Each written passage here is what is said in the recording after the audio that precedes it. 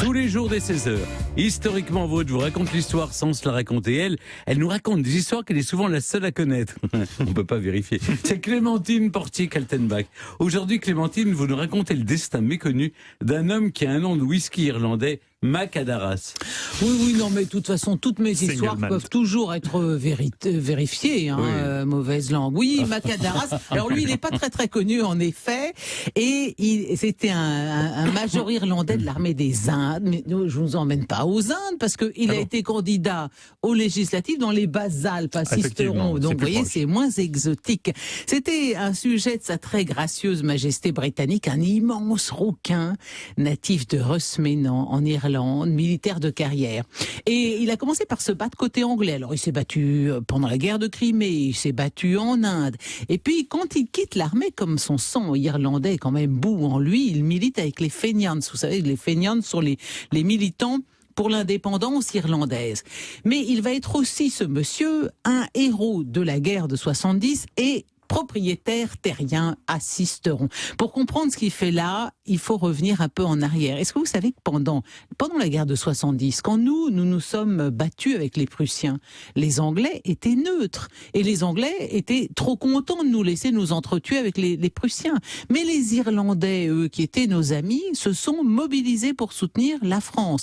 Manifestations, envoi de matériel, soutien médical ont été organisés en Irlande. Le consul de France à Dublin, le saviez-vous, va recevoir un très grand nombre de dons et il va être assailli de demandes d'enrôlement dans l'armée française. C'est magnifique, non ?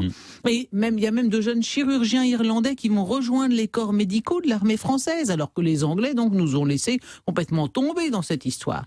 Alors comme Mac Adaras déteste cordialement les Anglais, il propose à Napoléon III d'organiser un débarquement à Hambourg de quelques milliers d'Irlandais amoureux de la France. Et il recrée ainsi une brigade irlandaise, comme il en avait existé une jusqu'en 1815. Alors, il y a des Irlandais qui vont débarquer en France par petits contingents. Et Mac Adaras, lui, débarque à Cherbourg avec 300 hommes. Il finance son petit contingent sur ses propres deniers. Vous imaginez ça, vous, mettre vos économies pour aller aider les Anglais ou les Irlandais? Non, les Anglais, faut pas Non, pas les Anglais, faut pas charrier. Mais les Irlandais, les Écossais, bien sûr. Alors, lui-même combat au sein de ces colonnes mobiles qui harcèlent les régiments de Bismarck. Il se bat sur tous les fronts. Il tue plusieurs chevaux sous lui, ce qui est un indicateur extrêmement probant d'héroïsme, et il a le genou broyé par une balle. Donc il a vraiment donné de sa personne pour la France. Du coup, quand la paix est faite, non seulement il est au Havre à ce moment-là, non seulement il est fait général, mais il est naturalisé français sur le champ de bataille. Il n'avait pas volé.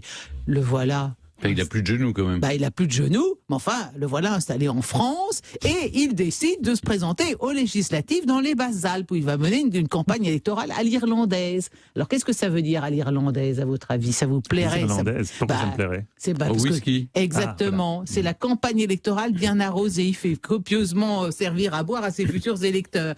Et alors comme il ne parle pas bien le français, il fait campagne avec un traducteur, forcément. Et du coup, ses adversaires politiques cherchent à le ridiculiser parce que c'est vrai qu'il a un très fort accent. Alors, on fait circuler une sorte de petit vaudeville où il est le personnage principal et dans lequel il s'exprime comme ça. En 1870, je suis venu offrir les pays de moi à la France. Et cependant, à cette époque-là, j'avais une position sociale.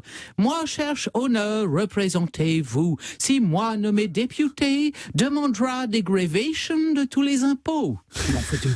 C'était quand même pas à ce point. Lui, au contraire, a déclaré « J'aurais avant tout une préoccupation qui a été celle de toute ma vie, c'est de songer à ma chère patrie d'adoption et de prédilection pour laquelle je suis heureux d'avoir servi en des temps difficiles. » Et d'ailleurs, il est élu du premier coup, Mac Adaras. Et voilà comment, par un extraordinaire clin d'œil du destin, un major irlandais de l'armée des Indes devint député des Basses-Alpes. Mais alors le problème, c'est que il va s'avérer un parlementaire assez peu assidu.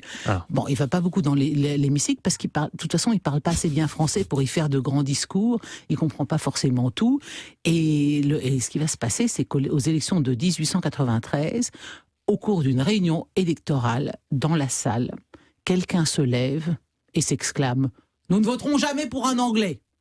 Anglais, lui, l'Irlandais devenu français par le sang versé, piqué au vif. Il sort un revolver et il s'élance fonce dans la salle à l'assaut de celui qui vient de l'insulter. Ses amis sont obligés de le retenir, tout le monde se précipite sur lui. Aucun coup de feu ne part, mais enfin l'élection est perdue. Et parce que pour tous, désormais, il demeurera l'homme au revolver dans les meetings électoraux législatifs. Ça la fout mal. Seul son petit canton de Sisteron lui restera fidèle et il en restera conseiller général jusqu'à sa mort le 8 novembre 1917. Alors pour info, 8 novembre 1919, il y avait quand même autrefois, jusqu'à une époque assez récente, à l'Assemblée nationale, il y a une cellule de dégrisement. Alors c'était quand même bien pratique quand on avait des parlementaires de passage un petit peu avinés. Le dernier occupant de la cellule de dégrisement de l'Assemblée nationale fut le comte Léon Armand de Baudry-Dasson, député royaliste de la Vendée. En novembre 1880, il fut amené de force dans la cellule de dégrisement par une vingtaine de soldats sur l'ordre du président de la Chambre. À l'époque, c'était Léon Gambetta, parce qu'il avait insulté le gouvernement Ferry. Et vous savez, il les avait traités de bande de crocheteurs. Vous imaginez comme c'est grave. Autant dire de voleurs ou de cambrioleurs à cause de l'expulsion des congrégations. Bande de crocheteurs. En tout cas, il n'y a plus de cellules de dégrisement à l'Assemblée. Je le tiens du livre de Bruno Fulini, La Chambre ardente. Je me demande ce qu'on fait des députés un petit peu trop avinés. On les emmène dans leur petit bureau, j'imagine maintenant. Non, ils dorment dans l'hémicycle. Voilà, en tout cas, du temps de Macadaras aux législatives, c'était plus sportif. On sortait le revolver. Merci Clémentine.